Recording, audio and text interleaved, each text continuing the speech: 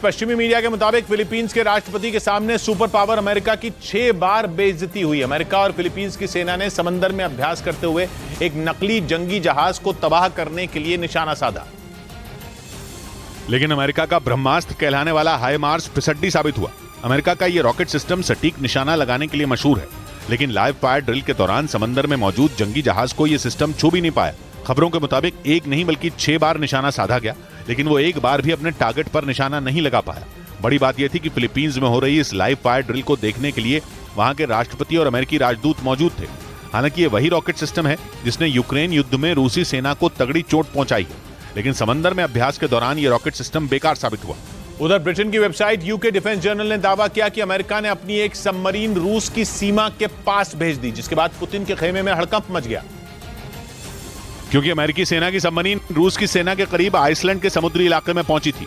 USS सैन्युअन नाम की submarine Iceland के जिस पश्चिमी तट पर रुकी, वो जगह रूस की समुद्री सीमा से बिल्कुल लगी हुई है। हालांकि बाद में जानकारी मिली कि नेटो देश आइसलैंड और अमेरिका के बीच हुए समझौते के तहत समंदर में निगरानी बढ़ाने के लिए ये सबमरीन वहां पहुंची थी, लेकिन यूक्रेन के साथ जंग लड़ रहे रूस को जैसे ही इसकी खबर लगी, उसने अपनी नौसेना को चौकन्ना कर दिया। इधर ग्रीस से तनाव के बीच तुर्की ने बड़ा फैसला ले लिया। उसने बिना पायलट के चलने वाले अपने फास्ट ड्रोन फाइटर जेट किजिलेल्मा का प्रोडक्शन शुरू करने का फैसला कर लिया, जिसकी शुरुआत वो अगले साल से करेगा। तुर्की की डिफेंस फर्म पिछले साल दिसंबर महीने में पायलट के बिना चलने वाले इस फास्ट ड्रोन फाइटर जेट का सफल परीक्षण कर चुकी है। उसका ये फास्ट ड्रोन फाइटर जेट किजिलेल्मा हवा से हवा में मार कर सकता है, साथ ही 460 किलोमीटर प्रति घंटा की रफ्तार के साथ 5 घंटे तक उड़ सकता है। ग्रीस और तुर्की के बीच समुद्री सीमा का विवाद इतना बढ़ चुका है कि उनके बीच जंग छिड़ने के पूरे आसार हैं। इसीलिए माना जा रहा है कि तुर्की ने अपने इस फास्ट ड्रोन फाइटर जेट के प्रोडक्शन का फैसला लिया, ताकि अगर उसके और ग्रीस के बीच जंग हो तो वो उसका मुंह तोड़ जवाब दे सके।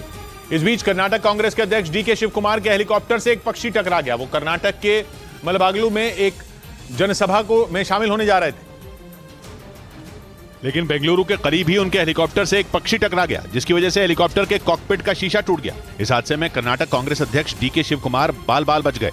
ब्रेकिंग न्यूज आ रही है। एक दिन पहले मलेशिया के पास समंदर में एक जहाज में आग लगी थी। उसके चालक दल में शामिल 2 भारतीय लापता हैं। उनका अब तक कुछ पता नहीं चल पा रहा है। यह जहाज चीन से सिंगापुर जा रहा था।